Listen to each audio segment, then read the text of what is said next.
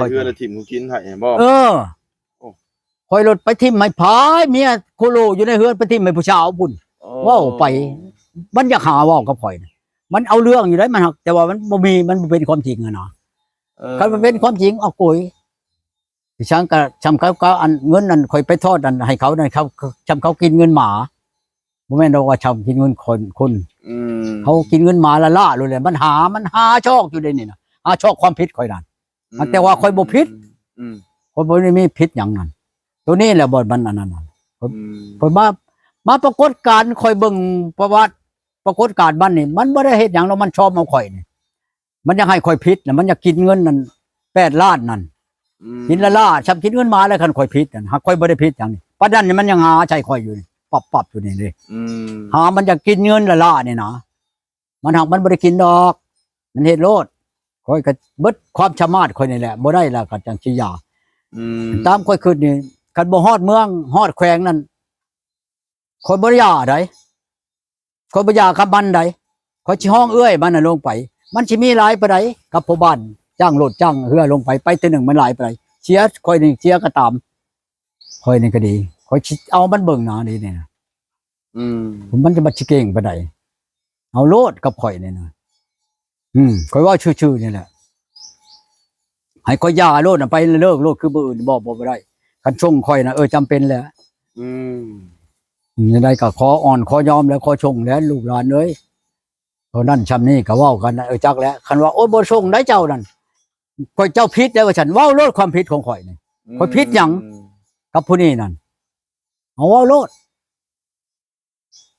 บ่มาโลดคันเอาคักๆนี่ข่อยเอาไปกินน้ำอยู่ธาตุพุ่นบ่ได้ก็ยามันอันนั้นคะแนนหมู่กินน้ำแล้วนี่ความผิดก็บ่มีความคล้องอย่างนี้เอาหาเรื่องจะข่อยนี่ข่อยก็สิเอาโลดแหละข่อยก็บ่ย่าได้ให้ย่าโลดนี่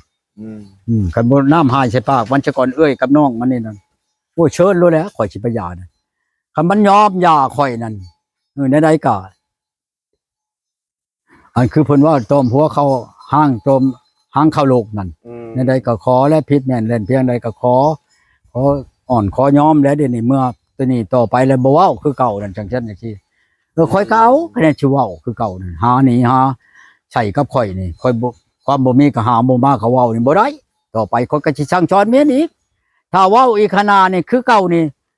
ข่อยเอาเมื่อชงเนี่ยชงข่อยลดเงินนั่นสิวางเงินว่ากันเมียนนั่นแล้วข่อยเอาฉันน่ะคันข่อยผิดข่อยชี้ให้ว่ากันในนี้ชี้ได้เรื่องว่าสิมาหาโทษหานี่ใช่ข่อยนี่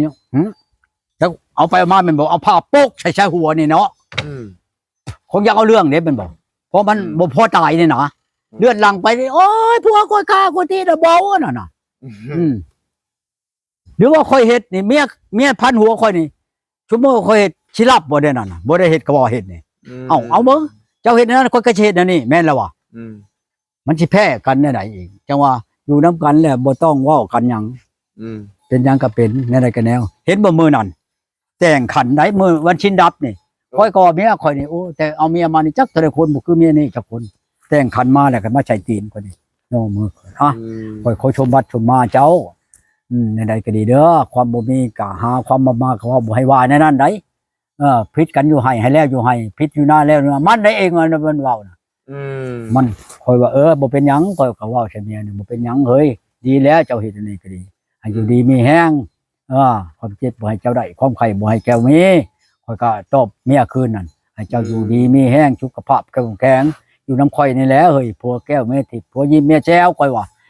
ไปใช้มาใช้ก็บ่ให้ว่ากันจักชั้นจักชี้เด้อโดยขนาดมันก็ดีบ่เป็นหยังข่อยก็ย่อยังอยู่คันดอกไม้น่ะบ่แม่นว่าข่อยเว้าเอาได้หั่นนี่คันมักอันดอกมังคุงน่ะข่อยกับป้าเมียทั้งข้างถึงข้างข่อยหั่นจักชำใดแล้วข่อยมาเห็นเมียน่ะบ่ข่อยก็มาคิดว่าเมียผู้นี้นี่ฉลาดหลายเติบบ่แล้วมันฉลาดจังฉลาดวันนี้บ่ตายข่อยจังว่าเช้าเมียนี่นั่นหาดีใช่แต่มันบัดความบ่ดีความชั่วความร้ายแบบมันมายุใช่เฮานี่นะคือวันนี้แล้วเฮาบ่ได้เฮ็ดหยังเฮาบ่ได้เว้าหยังมันก็เว้าอยากเอาโทษใช่เฮาหั่นนะแท้เฮาสิพอผิดพี่ชังไปเอาปลาแดกมื้อนั้นมื้อที่2มาไปผูกแขนออกกูกันโตความดีโตก็มันยากท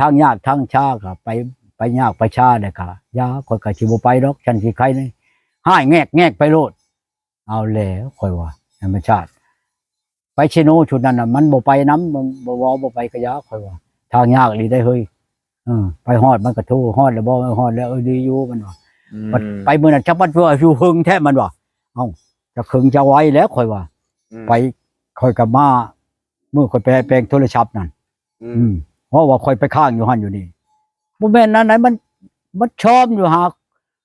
าข่อยอยากให้ข่อยไปเช่าอยู่หั่นอยู่นี่นะแต่บ่แม่นว่าผู้เช่าเฮือนเจ้าสิไปลิ้นผู้เช่าอยู่ในห้านในหยังนี่บ่ไปก็อย่าคันว่าเมียเป็นแนวนี้น่ะไปก็มีความผิดโลด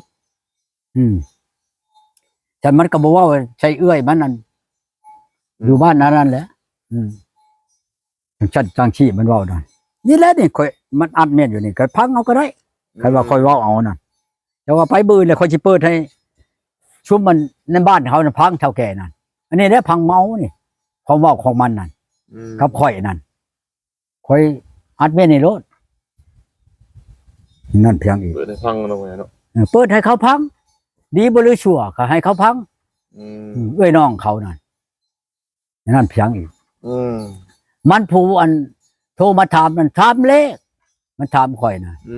อีนั่นมันหัวแอะมันว่าเอากูคือตัวชำนั่นแหละบ่แลเอ้ยความมันอยากอันเอาเรื่องกับข่อยน่ะมันหักมันเอาบ่ได้มันบ่ได้แม่นเด้มันบ่แม่นความจริงเด้อยากเอาเรื่องซื่อๆน่ะเอากูข่อยจังว่าเช้าเนี่ยผู้นี้นั่นมันบ่ได้เฮ็ดหยังหรอกมันหาเรื่องเกี่ยวกับข่อยอยู่เรื่อยๆอยู่เอาใหม่เนาะเนาะหาผู้ใหม่เนาะรู้ว่าย่าบ่ว่าหยังจังว่าเลยข่อยก็ยังบ่ทันว่าอย่าบ่หรือว่า